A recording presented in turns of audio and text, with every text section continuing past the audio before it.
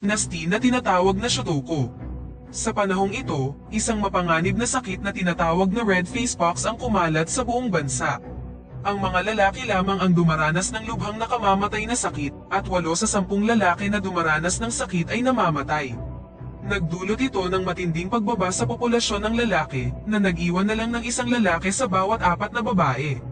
Pagkatapos nito, ang lahat ng makapangyarihang posisyong pampolitika at pang-ekonomiya na dating hawak ng mga lalaki ay pinalitan na ng mga babae. Naging responsable din ang mga kababaihan na gawin ang lahat ng trabaho at construction work upang kumita para sa pamilya, habang ang mga lalaki naman ay itinuturing na parang mga kayamanan at pinapanatiling ligtas sa bahay. Ang trabaho lang ng mga lalaki ay alagaan ang kanilang sarili upang maging maganda, at magbenta ng malalapot na binhi sa mga babaeng gustong magkaanak. Itinuturi silang mga mamahaling bagay na kayang-kaya lamang bilhin ng mga kababaihan mula sa mayayamang pamilya. Ang ilan sa mga kalalakihan ay nagtatrabaho rin bilang mga pokpok para kumita ng pera para sa kanilang sarili at para sa kanilang mga pamilya. Sa matriarchal society na ito, ang pamilya Mizuno ay nahihirapang maglagay ng pagkain sa kanilang mesa. Kasama rin sa pamilya ang isang bata at gwapong lalaki na si Sakuragi, na mahilig magsanay ng espada at gustong maging isang mahusay na mandirigma sa hinaharap. Sa kabila ng kanilang problemang pinansyal, hindi pinayagan ng ina si Sakuragi na pumasok sa prostitusyon at kumita para sa pamilya. Dahil sa ugaling ito, labis ang pasasalamat ni Sakuragi sa kanyang ina at mahal na mahal rin siya nito. Habang ang ibang mga lalaki ay ginugugol ang halos lahat ng kanilang oras sa make-up at magagandang damit, nagsasanay si Sakuragi na maging isang samurai. Bukod sa pagiging isang mahusay na swordsman, sikat din si Sakuragi sa kanyang kabaitan dahil tinutulungan niya ang mga babaeng desperadong magkaroon ng sanggol nang walang bayad. Kasunod nito, makikita ang ilang mayayamang babae na papunta sa bahay ni Sakuragi upang hingin ang kanyang kamay sa kasal. Gayunpaman, tinanggihan ni Sakuragi ang bawat isa sa kanila. Sa kabilang banda, si Sakuragi ay umiibig sa kanyang kababata na si Haruko. Dahil kabilang si Haruko sa isang mayamang pamilya, si Sakuragi ay hindi kailanman nagkaroon ng lakas ng loob na ipagtapat ang kanyang nararamdaman. Sa sumunod na eksena, makikita si Sakuragi na nakikipag-usap sa kanyang pamilya tungkol sa kanyang desisyon na sumali sa Oku, ang inner chamber ng kastilyo, kung saan nakatira ang mga lalaking nag-aalaga sa reyna. Gagawin niya ito upang maitaas ang financial status ng kanyang pamilya at upang panatilihin ang kanyang distansya mula kay Haruko. Ang mga miyembro ng Oku ay sinasanay na maging maganda at makakuha ng atensyon mula sa reyna, na kilala rin bilang Lady Shogun. Bago umalis, nakipagkita si Sakuragi kay Haruko na sinubukan siyang pigilan na sumali sa Oku dahil masisira nito ang kanilang relasyon. Gayunpaman, umalis pa rin si Sakuragi ngunit nagbigay muna siya ng halik sa dalaga.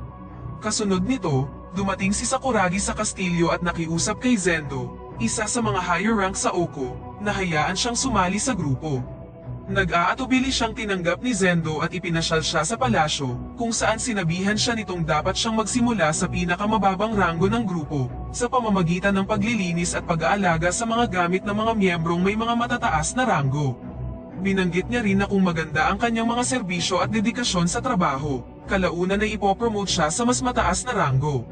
Dito natin malalaman na ang kasalukuyang Lady Shogun ay 7 taong gulang pa lamang, na nagbigay ng sapat na panahon para sa mga kabataan na ihanda ang kanilang mga sarili, at makipagkumpetensya sa isa't isa upang ma-impress ang reyna bago siya dumating sa tamang edad.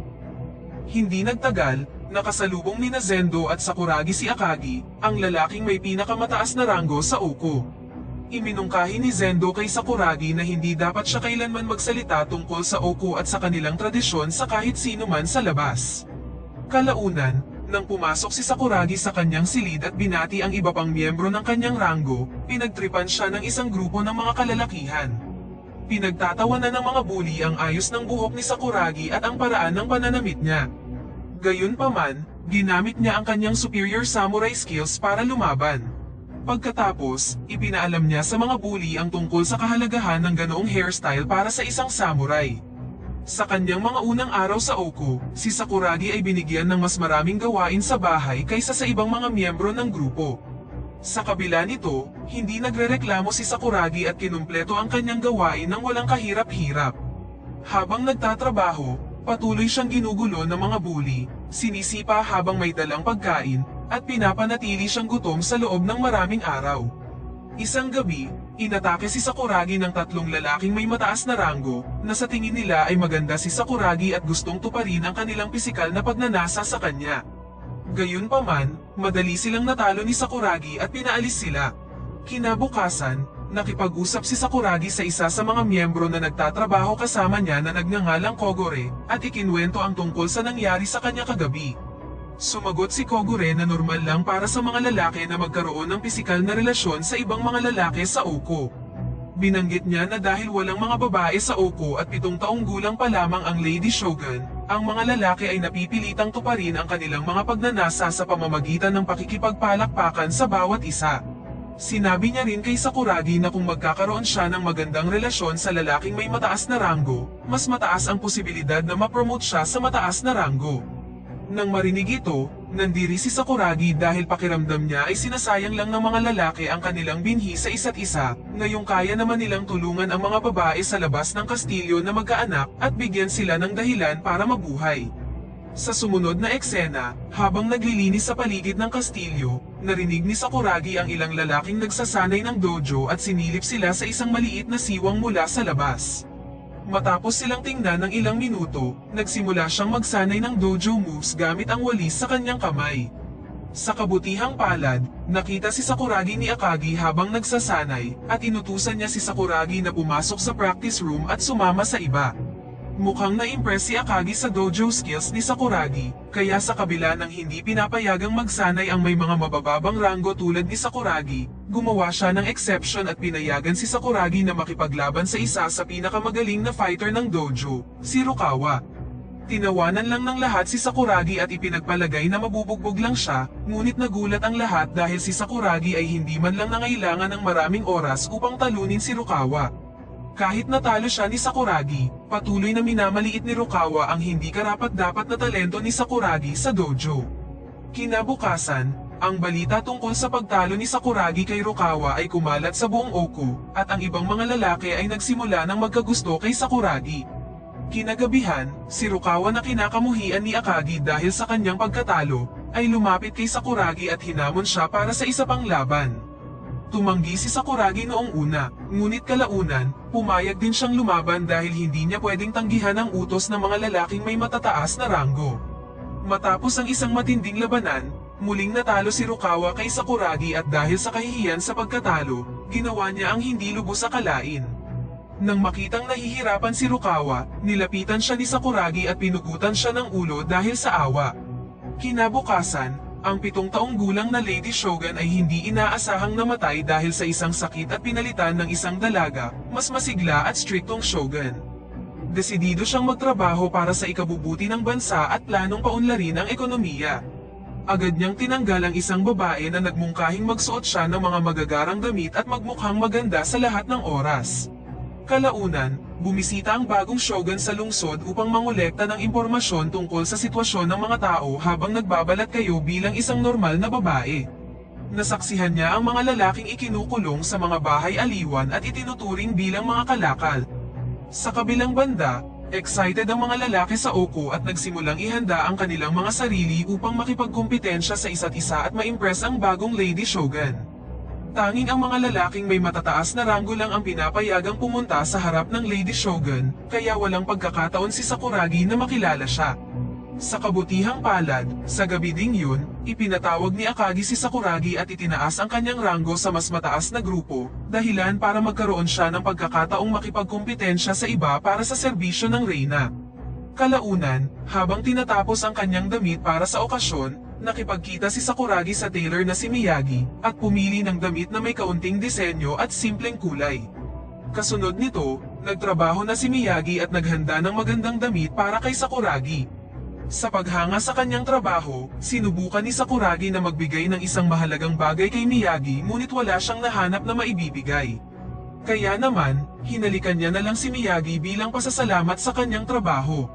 Lumipat ang eksena sa araw kung saan nagtipon ang lahat ng mga lalaking may mataas na ranggo upang batiin ang Lady Shogun. Habang ang ibang mga lalaki ay nakasuot ng makukulay at magagarang damit, pinagtatawanan nila si Sakuragi sa pagsuot niya ng itim na tela na may kaunting disenyo. Hindi nagtagal, Dumating na doon ang Lady Shogun at dumaan sa kanila habang nakayuko ang lahat ng mga kalalakihan. Bigla siyang natapilok sa kanyang damit at may tumawa sa likod niya. Agad na lumingon ang Lady Shogun at tinanong kung sino ang tumawa sa kanya. Upang iligtas ang lalaking nasa tabi niya, umabante si Sakuragi at tinanggap ang lahat ng sisi. Nang hindi inaasahan, nilapitan siya ng Lady Shogun at tinanong ang kanyang pangalan. Matapos mapansin ang simpleng pananamit at inosente niyang mukha, niyaya niya itong mag-TikTok sa susunod na gabi na ikinagulat ng lahat. Sa sumunod na eksena, makikita si Sakuragi sa harap ni Akagi na ipinaalam sa kanya na ang unang lalaking titikim sa Lady Shogun ay itinuturing na secret suitor at dapat isuko ang kanyang buhay pagkatapos ng gabi. Binanggit niya din na ang pagkuha ng virginity ng Lady Shogun ay isang krimen at ang lalaki ay lihim na pupugutan ng ulo para sa gawain. Higit pa rito, sinabi ni Akagi kay Sakuragi na makakatanggap ang kanyang pamilya ng malaking halaga ng pera sa ngalan niya. Nang marinig ito, tinanggap ni Sakuragi ang kanyang parusa at pumayag na mag-TikTok kasama ang Lady Shogun. Kasabay nito, ipinaalam din sa Lady Shogun ang tungkol sa ritual na ikinagulat niya at iniwan siyang tulala. Kalaunan sa gabing yun, naglalaro sina Akagi at Zendo ng board game at tinalakay kung paano pupugutan ng ulo si Sakuragi. Dito nabunyag na sinadya nilang gawing secret suitor si Sakuragi upang alisin siya bilang isang katunggali dahil sa tingin nila ay isa siyang malaking banta. Matapos ang pagkamatay ni Sakuragi, plano ni Zendo na ma-impress ang Lady Shogun at maging ama sa kanyang mga anak. Sa kabilang banda, makikita si Sakuragi na iniisip si Haruko bago ihanda ang sarili para sa gabing kasama ang Lady Shogun. Maya-maya, naligo na siya, naglagay ng makeup, at pagkatapos ay pumunta na sa kwarto ng Lady Shogun para makasama siya. Hindi nagtagal, dumating na doon ang Lady Shogun at sinimulan ang pag-uusap sa pamamagitan ng pagtatanong sa kanyang personal na pangalan. Sinabi din ng dalaga ang kanyang personal na pangalan bilang Haruko. Matapos malaman na ang pangalan ng Shogun ay katulad ng pangalan ng kanyang childhood lover na si Haruko, na puno ng luha ang mga mata ni Sakuragi. Naramdaman niyang napakaswerte niya sa pagkakaroon ng pagkakataong igugol ang kanyang huling gabi kasama ang isang taong may katulad na pangalan kay Haruko. Kasunod nito, nagsimulang maghalikan ng dalawa at magdamag na nag-TikTok.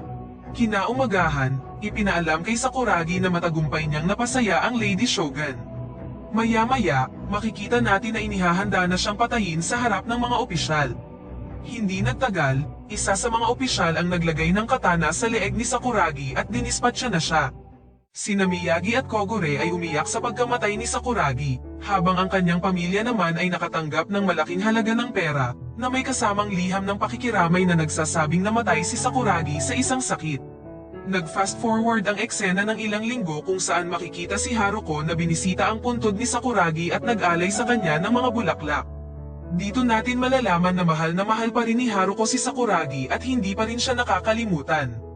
Nang hindi inaasahan, habang pinupunasan ni Haruko ang kanyang mga luha, biglang lumitaw si Sakuragi sa kanyang harapan. Ibinunyag niyang napakabait ng Lady Shogun, kung saan nagpadala siya ng isang lihim na tauhan upang iligtas siya mula sa execution, at pinalaya siya mula sa Oko upang mamuhay ng malaya. Agad na tumakbo si Haruko patungo kay Sakuragi, niyakap siya ng mahigpit, at pinapangako siyang hindi na muli siya iiwan. Sa huling eksena, pinakawalan ng Lady Shogun ang lahat ng kalalakihan mula sa Oko, upang mamuhay para sa kanilang sarili at para mabawasan ang pasaning pinansyal mula sa ekonomiya ng bansa. Idinagdag niya rin na maaari nang tumulong ang lahat ng mga lalaki sa sinumang babae na magkaroon ng anak, at nag-anunsyo pang magbibigay sa kanila ng pera para makapagsimula.